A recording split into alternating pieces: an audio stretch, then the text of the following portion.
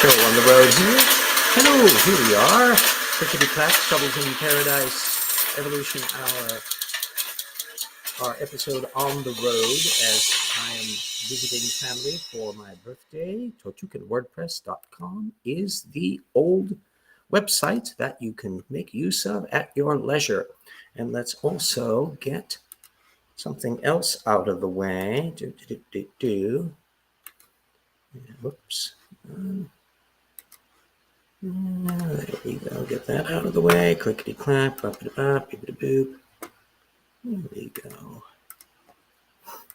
And then our patrons, our colleagues, Hendril, Eric, and Saris, our researcher level, Barbara, Ian, Convert, Stephen, Early, James, History Minor, Apologia, Ralph, Benjamin, Slava, Speed of Sound, Studio, DM Wing, some who are busy in very troubling places in various spots. So take care, everybody. Assistant researchers, Cyborg, Daranku, Scott, Christopher, Lavender Lady, Friends, Antoine, Marigale, My Unfinished Journey, Nana, Morton Nielsen, Bo, Alex, and Paul, and of course all of our legacy patrons who had helped over all of the various times. I'm kind of keeping my voice down just a tad because after all, I am in the Montessori classroom that my niece runs here in Seattle that I can use as a little sidebar area to make use of my niece's husband's Wi-Fi that allows us to do our little show.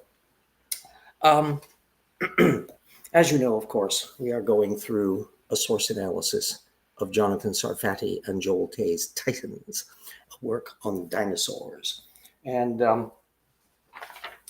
it's supposedly going to get a little bit better on the technical front, but just how much better we'll find out in due course. They're just finishing off chapter 3 as far as I have come, and they bring in Alan Feduccia. For those of you who are not, let me get my little chat screen on here to find out if anyone's going in there. Alan Feduccia. For those of you familiar with the issue of bird evolution from dinosaurs. Feduccia is the go-to person by anti-evolutionists to argue that birds are not related to dinosaurs. And his argument is not particularly persuasive to the vast majority of paleontologists and developmental biologists and all the rest who have been studying these areas. So he kind of represents a niche area of the ornithology department that dislikes that. But fortunately, one of the books that good old Sanford and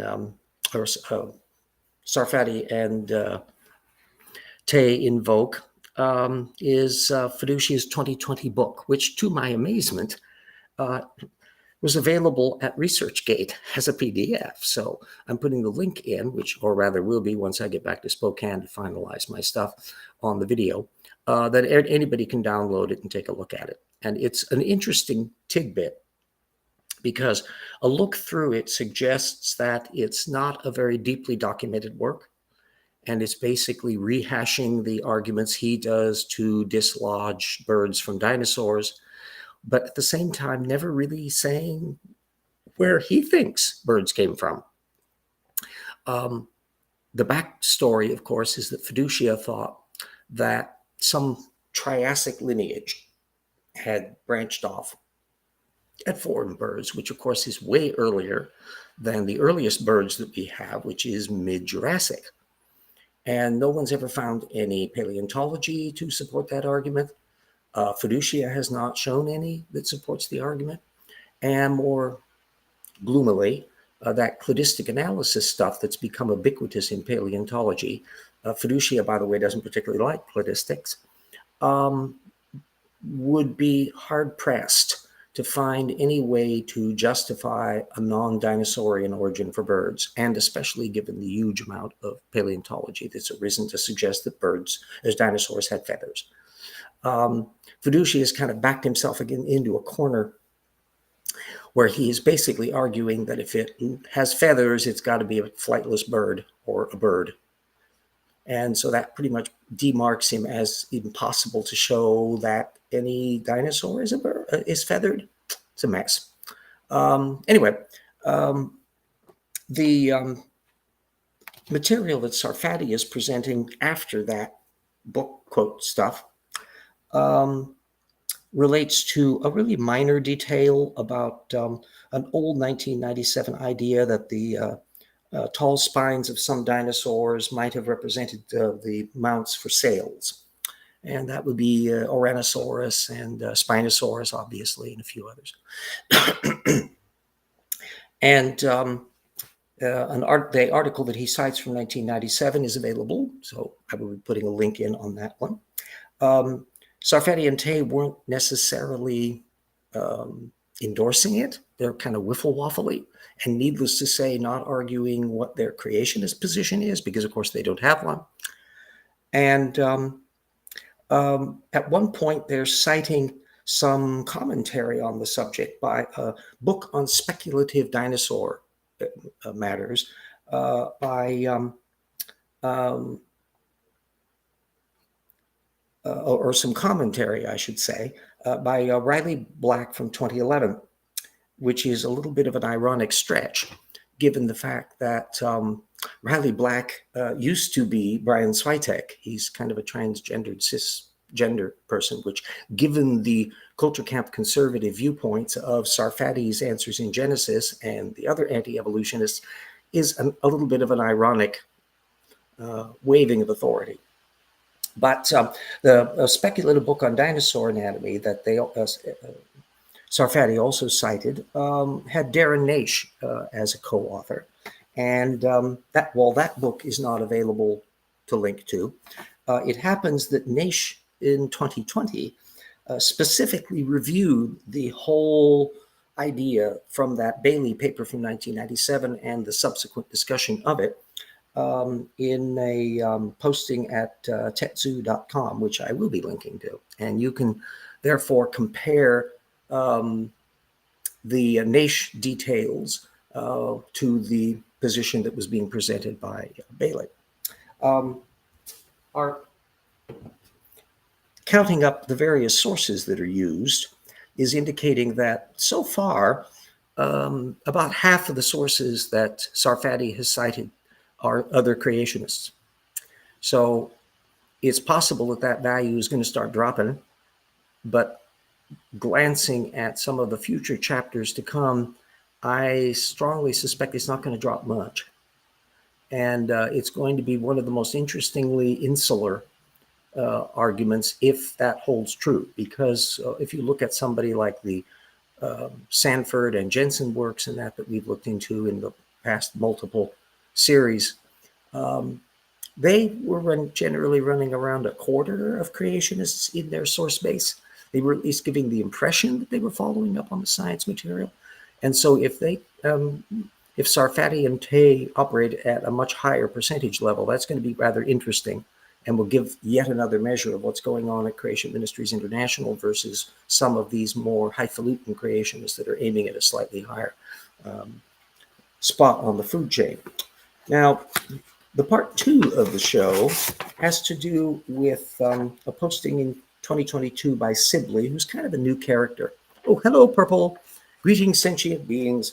Yes, I'm trying to keep my voice a little bit low in that so I don't have too much noise going on, because there are people sleeping in the house next door. The Montessori school is located in the former garage of their house, and I don't want to disturb anybody on the other end of things. Anyway, Sibley puts up an intriguing little paper which again illustrates how pointless creationism is as a discipline. It's about the Falkland Islands wolf. And I'll be putting a link up to that because it is open access there at creation.com. And he's basically trying to hijack the idea that the South American wolves surviving fairly recently somehow helps the creationist case. You can look to see just exactly how tendentious a lot of that argument is. But fortunately, we can also go into some of the sources that are relevant to this point. He cites a range of work that is very selective. Remember, one of the things that I pointed out about creationists is how they can often go that kind of gee whiz or tactical citation route, where they're making a point of drawing attention to works that don't explicitly discuss evolutionary issues. And so, overall, our understanding of the phylogeny and biogeography of the wolves, which incidentally, because they are in wolves, would be thought of as within the same kind. So in principle, they're not exactly immediately thinking that it could be a problem for the creationist dynamic. So there's a 2009 paper by Slater on the evolutionary history of the Falklands wolf, and one from Austin 2013, not Steve Austin, the creationist, The Origins of the Enigmatic Falklands Island Wolf, that was from Nature, and then one from 2015 by Pravasti, Extinctions in Near Time, New Radiocarbon Dates Point to a Very Recent Disappearance of the South American Fox. But those last two, the Austin and the Pravasti, are showing up in the recent work that the likely cribbed from a 2021 paper by Hambley called Evidence of Prehistoric Human Activity in the Falkland Islands. And it's very possible that he's cribbing some of the material from that point of view to be presented in their creationist context. The Slater paper was covered by the Austin revision, so there's a daisy chain of papers on this subject and what they're dealing with. The problem, of course, is that buried in a lot of these papers are legitimate issues about when the wolves and their cousins developed and how they fit into a larger biogeographical system and the immigration of human beings into these various areas. So that if you start looking at the footnotes and connect up to the broader areas, this is going to be pushing completely out of the young Earth creationist frame, which, how did the wolves get to the Falkland Islands? They would have been obliterated, their ancestors in the flood. So they have to have got there somehow or other. And did they get taken, presumably by human beings, zipping out from Ararat? Well, they would have to be. How else could they get there? Or how else could they get to the island? And so eventually you're going to have to be taking them by boat, perhaps. Are they coming on rafts? Are they coming accidentally? How exactly are the circumstances? Now, as ice age levels go up and down, sea level changes. And so the distances out to the Falkland Islands, or whether they were even islands, can vary according to time. And then, of course, they vary and mutate into branching groups and become an isolated population and so forth and so on. All of that discussed in the various papers that Sibley cited, and yet doesn't seem to fit into the framework on this. So I think it chalks up as yet another example of how the creationist aesthetic is basically putting pot shots out there, trawling for secondary information that they can glom onto, but yet not really thinking through their own model clearly, and therefore not presenting a case for their model and then presenting evidence for it, especially evidence that is contradicting the model. We're getting this all the time in the field, and anything that relates to phylogeny is immediately brings to mind how they fit into Barrowmans, because you can eventually go far enough along the phylogeny trail in the standard literature that it's breaking out of the boundaries of a kind.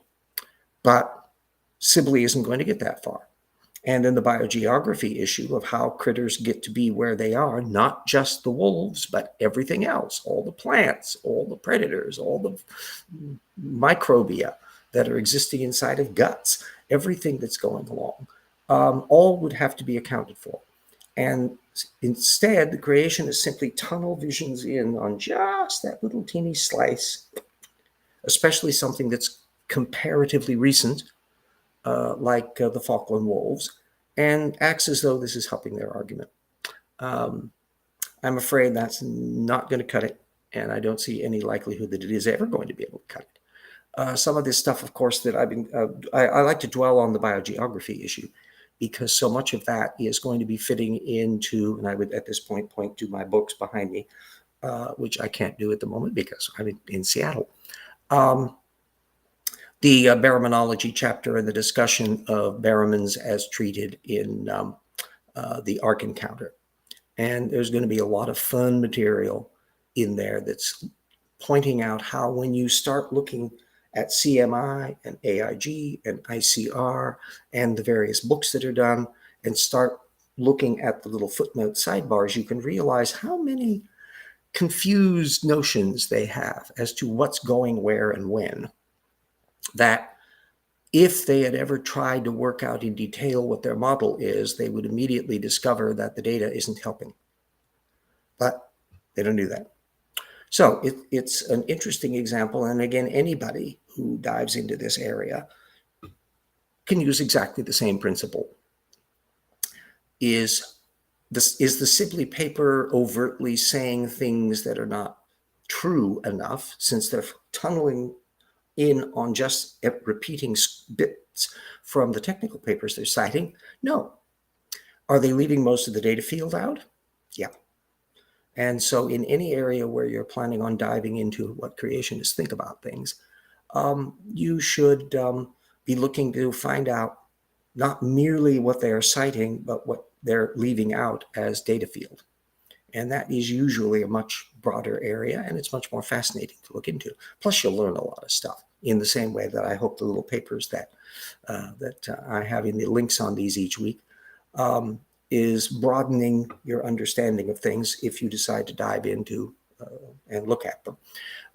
And I would recommend, and people watching other videos on various subjects that are touching on creation evolution issues, make a point in the comments if they don't show direct links to the various papers that they're citing, nudge them a bit and say you really should do that, because they can put the links into the video description the same way I can. If they do put in direct links, give them a nod, give them a thank you, and say wonderful, because they're helping the game and helping to remind everybody about that's how the game is played, is that information needs to be open access, it needs to be accessible. You never should have to worry about taking my word for it. You should never have to worry about taking the word of the various peoples that are doing the videos word for it. You should be able to follow up and do your own independent study of what they're offering, and you will see, if they're rigorous, I try to be rigorous, that the source material that I'm offering you is exactly what I had to say. A little minor blip that I forgot to mention. It was in the notes for last week's show, but I forgot to mention it. I got kind of frazzled on presenting the talk. Had to do with some quirky little footnote problems that I noted in Sarfati's presentation. They had cited a work, and they cited it a couple times in several footnotes. But a thing that I only noticed when I was cataloging the footnotes is that the first time they mention it, they don't actually give the full citation. And then only later on down the page do they cite the actual full reference. And that suggests to me the likelihood is the second footnote was actually the first time they were citing it. And later on, they decided to backfit some information, and they just forgot that they would need to move that source citation up to that early note, because that's the first time you're seeing it in the text. And that's yet another example of sloppiness, minor details. This is a thing that one can notice in a lot of works. It's not absolutely ubiquitous, but keep an eye out for it. Are technical errors in the footnoting of where they misspell people's names or fail to get the date right or misrepresent the page numbers, little things like that. Another one that's really relevant that I always keep an eye out on, especially if they're citing lots of technical literature, is if there's inconsistent footnoting. So that if they're mentioning Science Magazine, an article in Science, and one of the references lists it by volume number and just the initial page number, and another one later on is also listing an article in Science, and it's giving the date and the like, but not the volume number. And sometimes they're listing the title and sometimes not. And sometimes they're listing all the authors, even if there are more than 3. And sometimes they're listing them as et als. All of those are suggestions that they might be getting the source material from a secondary source. and they're merely copying down the footnote just exactly as their secondary source does it. That's what we can see in a Kent Hovind, who is just slavishly detailed in copying the material down exactly as it is in the secondary source, and therefore potentially copying the variations. Whereas anybody that's doing their own research will have a standardized system. Anybody that sees my books that I do and the work that I do with Jackson and the stuff that you can see at the website, www.tortucan.wordpress.com, will see that there's a consistency to the footnoting structure so that everything has exactly the same dynamic. And inconsistencies then are an indication that you might be dealing with a secondary quote miner that may or may not have actually looked at the material they're copying or beyond the material they're copying. And of course, if you're doing stuff online, it's routine to find people who wave an authority quote at you in a little screenshot of something. We pop that up all the time. It's extremely likely that those people have never read the original work. All they have is the screenshot from the secondary source. And if you're well enough versed in the subject matter, for example, there was a creationist just last week that brought up Stephen Jay Gould and punctuated equilibrium and gradual versus punctuated evolution and all that. Well, I looked into that in great detail. And in fact, all I had to do was log my tip 1.3, which is at the website. That was a whole discussion of that issue. I've kept track of creationists discussing punctuated equilibrium. And I think the last time I updated it was maybe 2017 or so. So it's fairly up to date.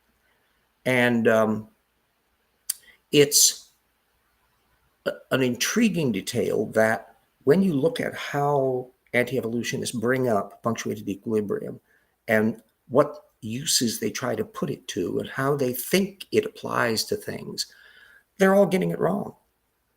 A lot of them think that somehow or other punctuated equilibrium relates to trying to account for the Cambrian explosion, which it never was. It's only about the application of allopatric speciation, which is speciation by branching in large population groups spread over regions, to speciation issues. And higher level taxa issues are not what really is being addressed in that, as has been adequately discussed by Eldridge and Gould and that themselves.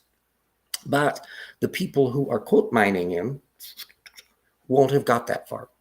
So I cataloged a lot of the information, not only about which creationists were doing what, some of the goofball stuff that you, Ross, and Casey Luskin and that tried to argue, to where, boy, they were just pressing their case way beyond what the data field went. And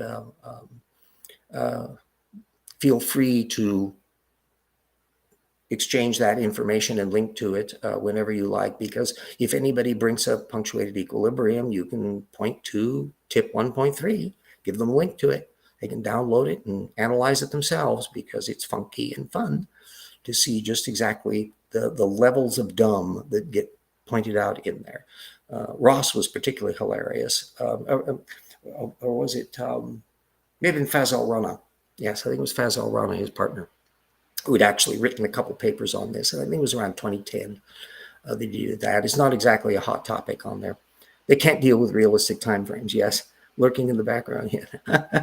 Yes, great. At 9 a.m. Monday. Yes, we're. It's just a little past midnight here in Seattle, and the same time zone that I would be when I'm in Spokane.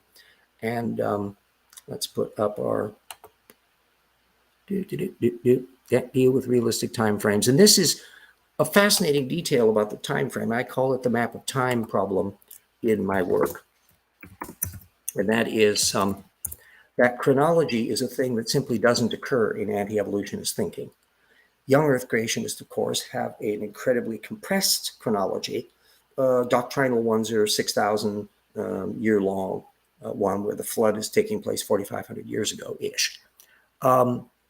Over in Old Earth creationism land, which is basically Fazal Rana and Ross at Reasons to Believe, and the intelligent design set at the Discovery Institute is they don't think about chronology at all. They don't dispute it. So for them, they're okay with life dating back billions of years microbially. They're okay with dinosaurs existing during the Mesozoic. They're okay with the Cambrian explosion being 500 million years ago.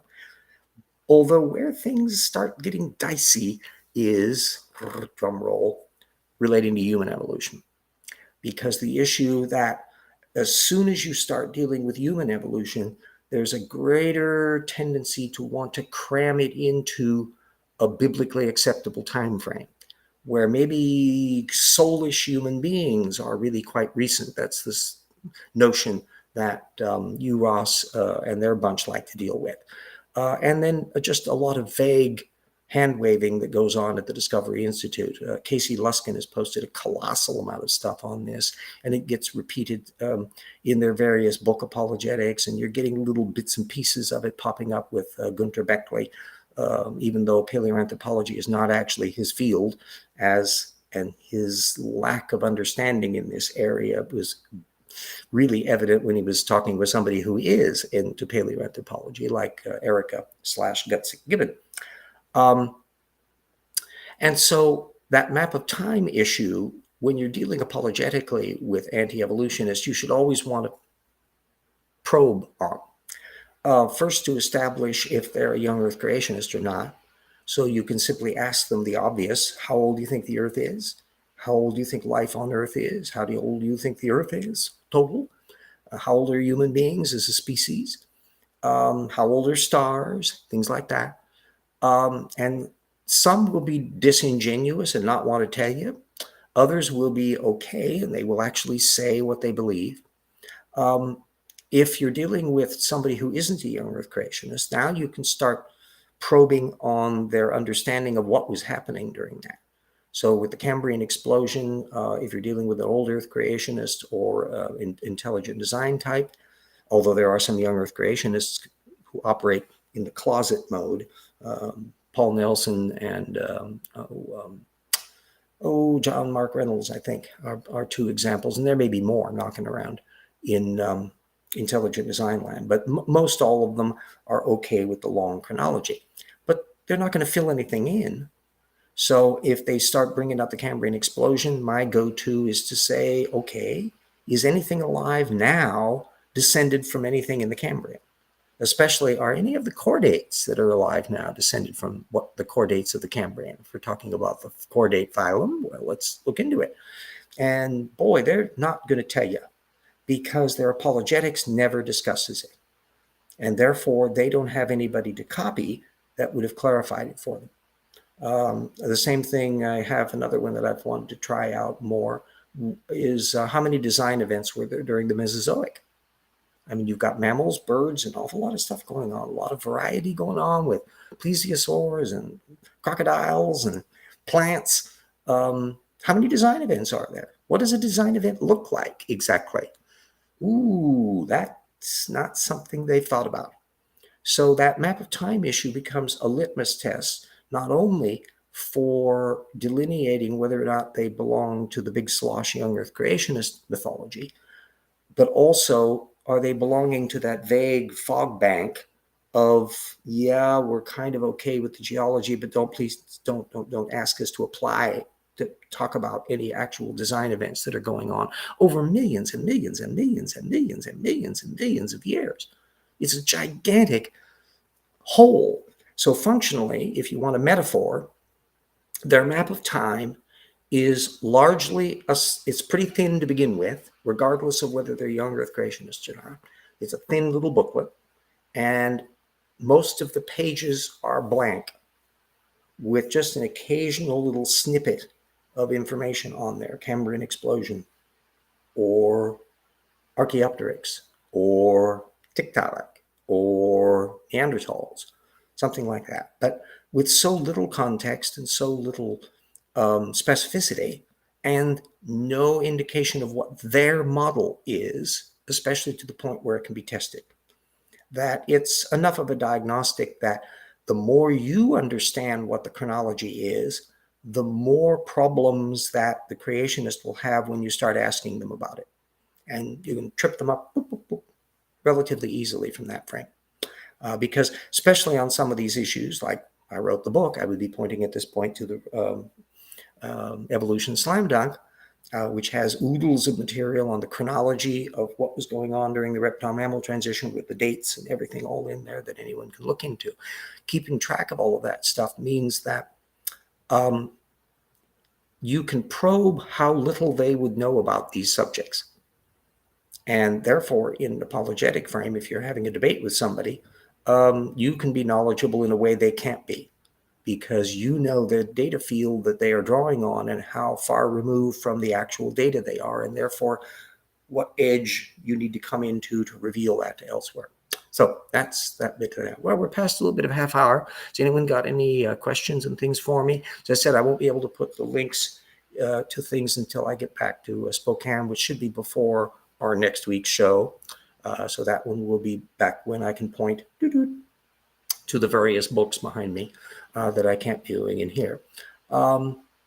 It's a delicious time for a scholar to be dealing with this material.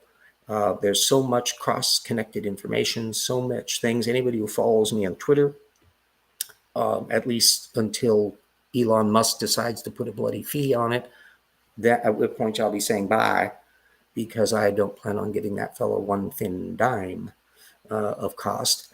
But at least until then, it's a useful venue for putting material up. And when I find really interesting free papers at PNAS and Nature and others, I'll put a linkage up to it real time as I encounter them, which typically I'm doing that on Friday and the weekend. Am I on Blue Sky? I am not exactly sure that I'm on Blue Sky. I'll have to check into that. There were a couple little formats. I think Blue Sky, I seem to be that one where you have to be invited to be on it. I know there's one of these little platforms that's like that, because I've been seeing people discuss these things. So if that's the case, send me an invite through one of our little back doors to be able to connect up to that one.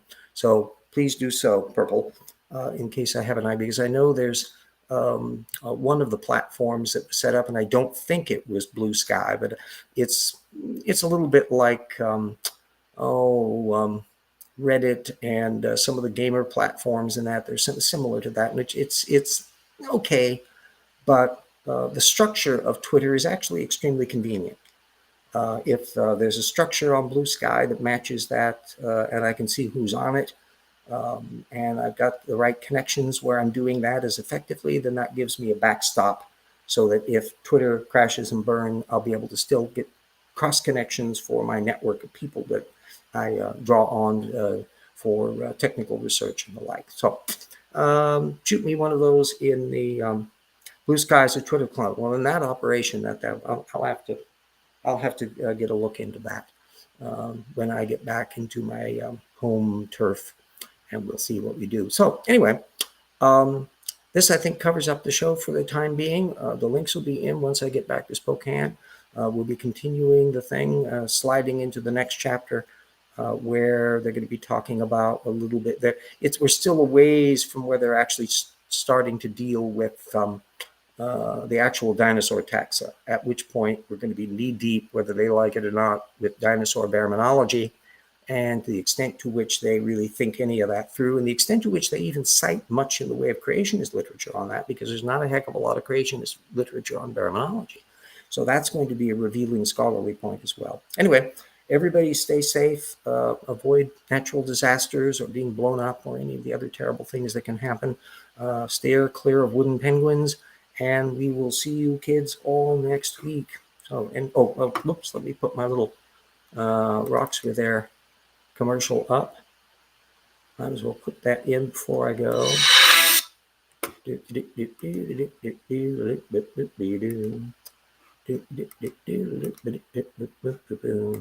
Okay, got that in there. And we'll let that run.